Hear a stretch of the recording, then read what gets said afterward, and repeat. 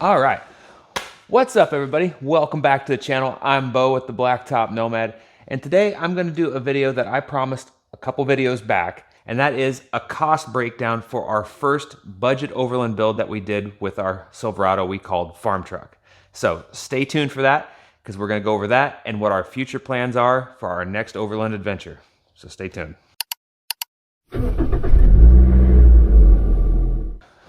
Okay, so you're probably going to notice right off the bat, I am not sitting on the tailgate of Farm Truck. I am actually sitting in the garage on the Sierra, and there's a good reason for that. It is because Farm Truck is no longer with us. We have effectively sold our first overland adventure vehicle, and I'm going to go into that, the reason why we did it, and what we're going to do right after the cost breakdown. So stay tuned. I've got it all written down here, so we'll get through that, and I'll kind of explain what we're thinking, what our thought process is going forward. So first things first, let's start with the truck, what it cost us to get it. So by the time we went through the auction process, paid for the fees, the truck itself came out to $3,027.50. So that was all inclusive. After we bought the truck, there was a fuel cost to go get the truck. It cost us $116 in fuel to go get the truck and come back to Iowa. From there, I spent $16.10 washing it because it was super dirty. So this is how into detail I'm gonna go. We went down to the penny. I made sure to keep track of as much as I could because I wanted this breakdown to be as accurate as possible, because this was supposed to be a budget build, and in a budget build, every dollar counts. So after first initial wash, I spent, and I should have kept better track of this, but this was just a sum total. I spent $274.15 fixing little things on the interior. So that was buying a new headliner, door panel pieces, A-pillar pieces, little trim things here and there, freshening it up, detail supplies, getting the truck basically to a presentable, drivable standard again. And that was not addressing any mechanical issues at the time. That was just trying to bring it back up to a driver's quality standard. I also spent $40 on a battery. Then there was the cost to register the vehicle, which any vehicle is going to have this that you buy, but it's all part of the process. So that was $209.50. To insure the vehicle for a full year with full coverage and a $1,000 deductible on a low mileage basis was $241.84. Now, a couple dollars of that is going to be coming back since we sold the truck. So I'm trying to budget that in. I'll go back over that at the end because some of the initial investment we are going to get back from this. Then in the one video we did, we installed a receiver hitch. That was $53.50 from the wrecking yard. Then the topper itself, that's where a lot of the big money came from. That was $350 used to get the soft topper itself. I also spent $26.75 on a bed liner, which actually is pretty cheap. I was pretty happy about that. Then there was topper repair. So a couple of the straps were broken. Had to buy some pieces from soft topper itself. A few other things I was fixing along the way. That was $41. The ill-fitting bed rails we slapped on the truck were $35.65. We bought new clamps for the bed rails themselves. That was $26.99. Page 2. There was a problem with the light switch where the dome light would never turn off with the truck. So I replaced that with a wrecking yard part, $5.35. We replaced the door hinge pins that were sagging on the truck and causing it to catch. That was $70.44. We put new taillights on the truck. That was $66.17. Money well spent. I think it really helped the truck in the end look a little bit better. We did get personalized plates for it. BT Nomad, if you didn't see it in any of the previous videos, that was $63.10. We did keep them. They're actually sitting on this truck right now. So that's an expense we can kind of credit back. I did change all the fluids, oil, filters, air filter, transmission filter, all the fluids in the diffs, transmission, etc. Flush all the fluids. That was $255.87.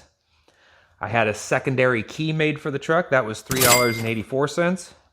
And then one of the last big purchases we made for the truck, which incidentally, I kind of wish I wouldn't have spent the money now, hindsight, we had the cluster rebuilt, and that was $258.85. We could have probably gone a little bit cheaper on that, but it was really nice, and the guy who bought the truck also thinks it's really nice, so maybe it was money well spent. Who knows? And then when it came to the actual camping part of it, that was probably the cheapest thing we did, minus the topper itself that was keeping us somewhat dry. We bought bedding for the truck, the flannel sheets, that was $35. And then our wonderful futon mattress, that was actually free. That was a curb find that I found while I was working, so it cost us nothing. And then the rest of the stuff that we had for this trip was just, you know, all the trips we did was just stuff we had, you know, camp chairs and stuff like that that's just been sitting. So effectively, camping in this truck was the cheapest thing we did with the truck. If you take off the cost of the plates, the bedding, because we kept all of that, and if you calculate, we're going to say a $30 registration refund, that, because I know that one for sure, they told me we're going to get like $29 back, so that's kind of where I went with the numbers there. We should get another $100 or so back. Now the nice thing is I was able to sell the truck for $5,900. So that means we actually made a little money with the truck, which is always a good thing. But if you take into account things like our time, the labor we spent, it's pretty much a wash at that point. But the nice thing is we were able to camp in it for the majority of the late summer. And even if you calculate all the money we spent on gas and camp fees and stuff like that, pretty much our last few adventures were pretty much free to us. So that was awesome. Now, let's talk about things going forward. Why did we sell the Silverado? Well, there's a few reasons for that. If you don't know already, if you haven't seen the garage in any of the previous videos, we have a lot of cars. So between Kate's Monte Carlo, the Sierra, my Focus, the Miata, and now 2 bikes, that was, adding in the Silverado to the mix, that was 5 vehicles plus 2 motorcycles. That's a lot. And maintaining 5+ vehicles is not a picnic. Plus, when you realize that you're sinking money into something that you could be putting money into something else, you kind of go back and forth. We also were kind of wanting to change up our strategy. So we had talked about just converting this Sierra right here into our next overland vehicle because a lot of the basics were there. We know that we kind of enjoyed the truck adventures. We're kind of waffling on it a little bit though. Okay, so let's just kind of walk over to the cab of the Sierra here for a little bit and explain one of the big differences between the Silverado and the Sierra, and that is it's an extended cab, which the more we did travels with Farm Truck, we were kind of realizing a couple things. That Farm Truck really had a huge blind spot with that topper all the way back because you had that giant pillar right there, and it made it really hard to see out of when you were backing up and on the interstate especially. So we were either going to have to go with tow mirrors at that point or invest in a backup camera or something like that. One thing I have noticed is having this window right here, regardless of what's on the back of the truck, makes it a lot easier to see what you're doing. So beyond just the basics of having more interior storage, it also, from a driver's perspective, made it a lot easier to operate the vehicle. And I mean, just having this extra cab right here, so much more of our gear could be stored in the back here and kept dry, locked, because one of the big things we noticed with the soft topper is wasn't exactly theft proof. Anybody could get in and cut the canvas or whatever, pull the buttons, pull whatever they wanted out of the truck. It wasn't exactly watertight either. And I know, like, if you're a soft topper guy, don't come after me in the comments about this. This is just things I noticed. I know ours was used, maybe new is a little bit different, but in the corners, and I've read this on a lot of Tacoma forums as well, The soft toppers, because they're not completely sealed, would leak into the corners when it rained really hard. And while we never got wet, it was a problem seeing water in where you were keeping all of your stuff. So, you know, when you're out there wheeling, you don't know the weather conditions you're going to get into, and just knowing that you may end up floating away in your own bed is not something we wanted to deal with. One of the things that I thought would be more convenient about using this truck versus the long bed is hard toppers, like the fiberglass topper covers, are everywhere for short beds, and they're really, really cheap. So we could get one for this pickup, $200-300, color matched, alternate color, doesn't matter. Throw it on there, and we could camp in this, and it would probably be a lot more watertight. Plus, we would have the option for vent windows, storage space, maybe a roof rack on top, you name it. Probably going to be a much cheaper, better alternative than the soft topper. Now, I really did like the look of the soft topper. I thought it looked very safari looking. I loved it on the other truck. Didn't like the water leaking aspects. Didn't like the fact, like a tent, when it was really humid, it would get dew droplets in the morning. Let me show you the video from the last camping trip we did where we had that problem. Our hot air from our bodies and the cold air outside did what can only be described as dew. We have like one of those galaxy ceilings now. Not something I want to deal with on a daily basis. So this area right here was just big enough for us to sleep in. I could sprawl out and still have about, 6 to 10 inches at the end of the bed. This would be just a sleeping quarters and whatever we could store in here, while the rest of the gear would be stored inside the truck, versus when we had the long bed, the gear and everything, you had to sit outside or stay in the truck with us while we were sleeping. So that was an issue we were going to address going forward. And now that we're kind of weighing our options, we maybe have a different alternative that I'm going to share with you guys. Okay, so what we're thinking right now is, the more and more we've kind of discussed this, because now we've had a lot of time to kind of really determine what we did and didn't like about the Silverado, and what we're even noticing about maybe doing another truck build is there's no real good way to get from the cab into the bed. Neither window has a pass-through, which obviously we could get a sliding rear window for the trucks. Me being a larger guy, that would probably be a little more difficult for me to slide in between. It can be done. It's not very dignified, I would say.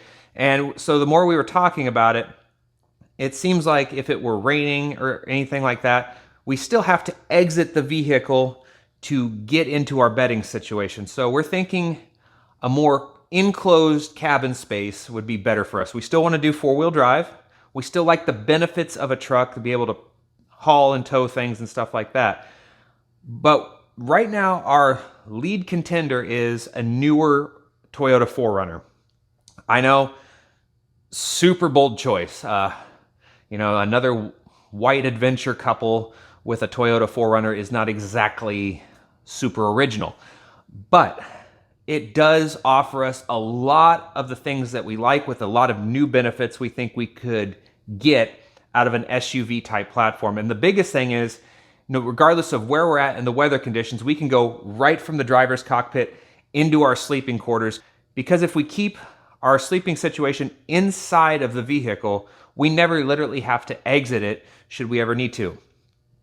We went and took a look at new-ish 5th gen 4Runner, and the prices on them are eye-watering. And that's been my biggest hurdle, I would say, to date. I mean, everything else is great. I mean, I can even take the fact it's not exactly a fast, powerful vehicle. I can take the fact it's a thirsty truck. I mean, any truck is. Body-on-frame trucks, never going to get great gas mileage. I love the fact that it's low-tech, and I can live with all of its little quirks, if you will. But the biggest thing that gets me on those vehicles is the price. So the average range of vehicles that we're looking at right now are roughly about $41,000, give or take. So you're going to be, just say, average $42,000 across the board by the time you get the rig ready to go. And I realize that I could make a hell of a wheeling rig out of that Sierra and probably only spend maybe half. And that's kind of hard to justify because I am a guy who likes to build his own stuff. I like to be hands-on with it, but the idea of having something that's, I mean, pretty much bulletproof, that we can spend all of our money on modifying to be more capable rather than building something that we have to maintain and worry about possibly breaking. Because let's face it, the Sierra is a 2000. It's almost 25 years old. It does, even though it's much nicer platform than the farm truck that we used to have, it still has its own set of mechanical issues that need addressed. So probably would need the pitman arms rebuilt at this point. You know, steering stuff gets worn over the years. Rear main seal, I think, needs addressed on it. It does leak a little bit. And then these aren't, I guess, things that would necessarily are make or break. I know a lot of people drive vehicles in a lot worse shape than this, but things that I would want to do to make myself feel better about taking this long distance. It too would need all the fluids redone and addressed. U-joints would probably need looked at. Just basic maintenance, coils, plugs, wires, things that, you know, don't really affect it too much when it's doing just the rounds around town, you know, 10, 50 miles in a session, and that's it. Catalytic converters were kind of hodgepodge modified back in the day. It's got exhaust studs, just like any of the cast iron exhausts on the LS platforms. Studs are broken. Just little things that nickel and dime you, you know, and the tires are about 8 years old, so those are going to need replaced. You know, then you got your whole camping setup. So it's going to need a lot of love. And like I said, for the amount we're thinking about spending, it's a lot of money. And we could build and do pretty much everything. We could redo this truck probably twice over for that budget. So yeah, it's a big decision to make. But we also were wanting to replace her old Monte Carlo, which is a 2000 as well. And so the nice thing about a 4Runner is it doesn't have to be a full-time adventure vehicle. It can do the daily grind. It can do the trips to the shop. She can drive it to work. And being a Toyota, I know as I'm kind of starting that downhill grind to 40, it would be nice to have a vehicle that I knew would still be around in 15 to 20 years time. And being a Toyota, from what I've heard, that's the ticket. If you want a vehicle that's going to last you for decades on end and still run, that's what you go to. And that's kind of what I'm wanting to do. Because the truck itself has 151,000 miles on it, which for that platform, still not bad. You know, you can still get a lot of life. They're still almost just as reliable, I would say, as a Toyota 4Runner in some respects. You know, parts are cheap, plentiful, easy to work on. It's kind of a lot of the same basics, but just the more and more we think about it, I think that's kind of the direction we're heading. So we still haven't made a definitive decision on what we are going to do quite yet. We figured we got a little time with winter coming up. We're going to do and tackle a few extra projects that I kind of haven't gotten around to yet. And so hopefully we'll keep the content flowing while we're making our decision. But as soon as we do, we're going to update you, let you know, and we're going to take you along for the ride when we go get whatever it is or when we start doing whatever it is we're doing. So keep that in mind. And if you haven't subscribed so far, make sure you're doing so. Give this video a like, and just to make sure you're signing up for notifications, so when we do have new content that comes out, you get notified right away and you can see what we're up to. But until we post the next video, thank you guys so much for watching. We've really appreciated you guys coming along for the ride for the last few of our adventures, and we can't wait to take you guys on some more. So till we pick you up for the next adventure, just remember, it's not the destination, it's the journey. Take care, everybody. We'll see you later.